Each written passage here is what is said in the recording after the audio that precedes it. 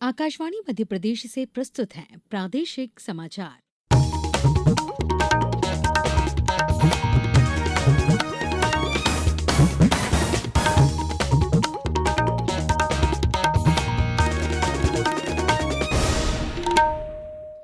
नमस्कार, समाचारों के साथ मैं पूर्वा त्रिवेदी। प्रधानमंत्री नरेंद्र मोदी ने कहा कि सरकार द्वारा प्रक्रियाओं को सरल बनाने, सुगम व्यापार और प्रौद्योगिकी आधारित सुशासन का विस्तार करने के साथ देश सुधार की रफ्तार से आगे बढ़ रहा है। उन्होंने कहा कि इस गति को बनाए रखने के लिए नीतिगत इरादों तक ही सीमित न रहकर उत्कृष्ट क्रियान्वयन पर भी ध्यान देना आवश्यक है।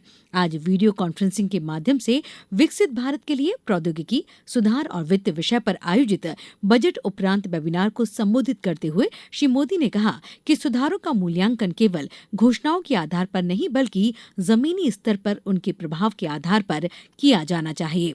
प्रधानमंत्री ने कहा, हम विदेशी निवेश ढांचा को और सरल कर रहे हैं। हमारा प्रयास सिस्टम को ज्यादा पूर्वानुमान योग्य और निवेशक अनुकूल बनाने का है। साथियों, हम फॉरेन इन्वेस्टमेंट फ्रेमवर्क को और सरल कर रहे हैं। हमारा प्रयास सिस्टम को ज्यादा प्रेडिक्टेबल और इन्वेस्टर फ्रेंडली बनाने का है। हम लॉन्ग टर्म फाइनेंस को बेहतर बनाने के लिए बॉन्ड मार्केट्स को और ज्यादा सक्रिय बनाने की दिशा में भी कदम उठा रहे हैं। तभी हम सस्टेन फॉरेन कैपिटल आकर्षित कर पाएंगे। शिक्षा मंत्री धर्मेंद्र प्रधान ने कहा कि एनसीईआरटी की पुस्तक में न्यायपालिका में भ्रष्टाचार पर अध्याय शामिल करना दुर्भाग्यपूर्ण है और सरकार इस मामले को गंभीरता से ले रही है। संवाददाताओं से बातचीत में श्री प्रधान ने कहा कि उन्होंने एनसीईआरटी को सभी पुस्तकें वापस लेने और रद्द करने का निर्देश दिया है और कहा कि सरकार का न्यायिक प्रणाली का अपमान करने का कोई इरादा नहीं है। इस मामले पर खेद व्यक्त करते हुए श्री प्रधान ने कहा कि सर्वोच्च न्यायालय का जो भी आदेश होगा मंत्रालय उसका पालन करेगा। मुख्यमंत्री तीर्थ दर्शन योजना के तहत खंडवा जिले के चयनित वृद्धजन आज भगवान श्री राम की नगरी अयोध्या के लिए रवाना होंगे। डिप्टी कलेक्टर दिनेश सावले ने बताया कि तीर्थ यात्रियों के लिए विशेष ट्रेन आज खंडवा रेलवे स्टेशन से प्रस्थान करेगी। लोकसभा अध्यक्ष ओम बिरला आज एक दिवसीय प्रवास पर इंदौर पहुंच रहे हैं।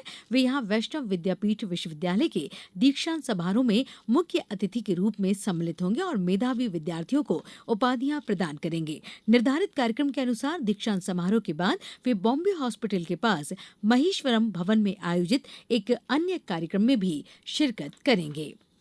आज महान क्रांतिकारी चंद्रशेखर आजाद के 95वें शहादत दिवस पर पूरा देश उन्हें नमन कर रहा है। मुख्यमंत्री डॉक्टर मोहन यादव आज आजाद की जन्मस्थली भावरा यानी चंद्रशेखर आजाद नगर पहुंचकर शहीद स्मारक पर श्रद्धांजलि अर्पित करेंगे। मुख्यमंत्री आज अलीराजपुर जिले को 171 करोड़ रुपए से अधिक के विकास कार्यों की बड़ी सौगात भी देंगे। वे यहां 14 कार्यों का लोकार्पण और 35 नए प्रोजेक्ट का भूमि पूजन करेंगे। इसके अलावा डॉक्टर यादव उदयगढ़ में आयोजित पारंपरिक भगौरिया उत्सव के रंगों में भी सम्मिलित होंगे। प्रदेश में फरवरी के अंत में ही गर्मी ने तेवर दिखाने शुरू कर दिए हैं। प्रदेश के कई शहरों में दिन का पारा 35 डिग्री सेल्सियस के पार पहुंच गया है, जिससे अभी से अप्रैल जैसी तपिश महसूस हो रही है।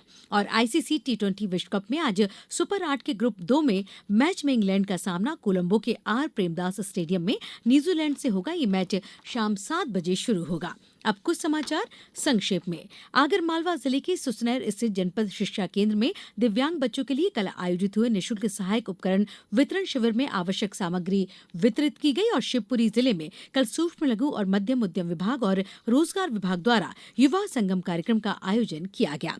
इस बुलेटिन में बस इतना ही। अगला बुलेटिन शाम 7:10 पर। नमस्कार।